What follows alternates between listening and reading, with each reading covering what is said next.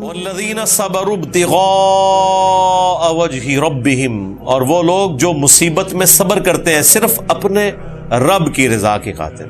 انا للہ و انا الیہ راجعون. وہ کہتے ہیں اللہ کی طرف سے آیا، اللہ نے آزمانا تو ہے، اللہ نے پیغمبروں کو آزمایا، ان کے اہل البیت کو آزمایا، ان کے جانثار صحابہ کو آزمایا، تو ہم اس کے لیے صبر کریں گے اپنے رب کی خوشنودی کے لیے. وجہ ربہم، اپنے رب کی خوشنودی کے لیے.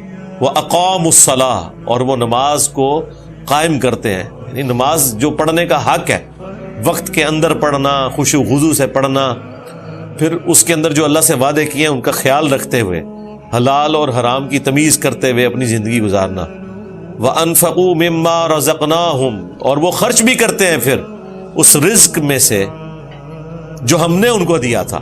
دیا اللہ نے تھا تو بیسیکلی تو ہم مقروض ہیں اس کے، لیکن اللہ تعالیٰ کتنا قدردان ہے. اللہ تعالیٰ قرآن میں کہتا ہے کون ہے جو اپنے رب کو قرض حسنہ دے، حالانکہ مقروض ہم ہیں، لیکن اللہ تعالیٰ کہتا ہے کہ چلو میں تمہاری قدر دانی کرتا ہوں کہ تم نے محنت سے کمایا تو میری راہ میں خرچ کرو، میں قیامت والے دن تمہیں 700 گنا تک کر کے لوٹاؤں گا، یہ قرض ہے میرے ذمہ. اور وہ اس کے دیے ہوئے رزق میں سے اس کی راہ میں خرچ کرتے ہیں، سر و علانیہ، پوشیدہ طور پر بھی اور اعلانیہ طور پہ بھی. پوشیدہ طور پہ تو سمجھ آتا ہے، وہ تو بخاری مسلم میں حدیث ہے کہ 7 لوگوں کو اللہ کے عرش کا سایہ نصیب ہوگا.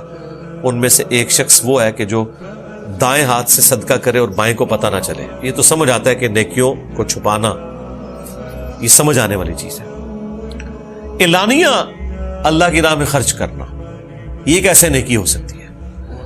بسا اوقات اعلانیہ اللہ کی راہ میں خرچ کرنا باقی لوگوں کے لیے ترغیب کا باعث ہو جاتا ہے کہ وہ اعلانیہ بھی خرچ کرتے ہیں. وَيَدْرَؤُونَ بِالْحَسَنَاتِ السَّيِّئَةِ، اور وہ اپنے گناہوں کو نیکیاں کر کر کے دھوتے رہتے ہیں. یعنی گناہ تو ہو جاتے ہیں انسان سے. بخاری مسلم میں حدیث ہے کہ ایک جمعے سے دوسرا جمعہ، مسلم شریف میں یہ حدیث ہے، ایک جمعے سے دوسرا جمعہ، ایک رمضان سے دوسرا رمضان، ایک نماز سے دوسری نماز، درمیان کے تمام گناہوں کا کفارہ بن جاتی ہے اگر کبیرہ گناہوں سے بچا جائے. اور کبیرہ گناہ سے مراد ہے کہ نماز آپ نے نہیں چھوڑنی، جو بڑی بڑی چیزیں اس سے بچیں تو چھوٹے موٹے گناہ اللہ تعالیٰ نماز کے ذریعے معاف کر دیتے ہیں. اولئک لہم عقبی الدار، ایسے لوگ ہیں جن کی آخرت میں راحت والا معاملہ ہونے والا ہے.